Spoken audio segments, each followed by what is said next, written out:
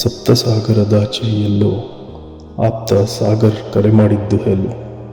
ಕರೆ ಮಾಡಿ ಶುರು ಮಾಡಿದ ಪದಗಳೇ ಜೈ ಶ್ರೀರಾಮ್, ಒಂದೆರಡು ಆಟ ಆಡೋಣ ಬನ್ನಿ, ಕೋರ್ಟ್ ಬುಕ್ ಮಾಡ್ತೀನಿ ಬನ್ನಿ ಎಂದು. ಇಟ್ ಸೌಂಡೆಡ್ ಫನ್ ಇದು. ಹಾಗೂ ವರ್ಷಗಳ ಹಿಂದೆ ಆಡಲು ಇಳಿದಾಗ ಇವರು ಇಳಿಸಿದ್ದರೂ ಹಂಡಗಟ್ಟಲೇ ಬೆವರು, ಈಗಲೂ ಕಮ್ಮಿಯಾಗದ ಬೆವರು. ಈಗೋ ಇಂದಿಗೂ ಇವರಿಗೆ ಈ ಆಟ ತವರು. ನಮ್ಮಲ್ಲಿದೆಯೇ ಆ ಪವರು, ಅವರದು ತೂಕದ ಆಟ, ನಮ್ಮದು ಬೇರೆ ತರಹದ ತೂಕದ ಆಟ.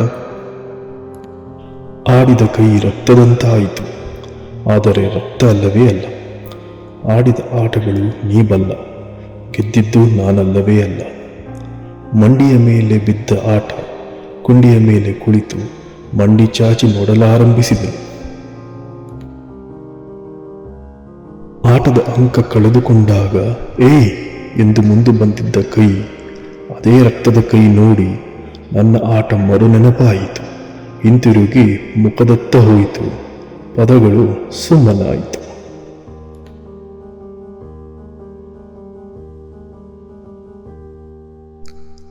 ಖುಷಿ ಕೊಟ್ಟ ಕ್ಷಣಗಳು, ಖುಷಿ ಕೊಟ್ಟ ನೆನಪುಗಳು. ಆಡಿದ ಆಟ ಬ್ಯಾಡ್ಮಿಂಟನ್, ಕರೆ ಮಾಡಿ ಆಹ್ವಾನಿಸಿದ್ದಕ್ಕೆ ಥ್ಯಾಂಕ್ಸ್ ಅಟನ್. ಆಪ್ತ ಸಾಗರ್ ಕರೆ ಮಾಡಿದ್ದು ಇತ್ತೀಚೆಗೆ, ಕ್ಷಣಗಳು ಆದದ್ದು ಸಪ್ತಸಾಗರದಾಚೆಗೆ.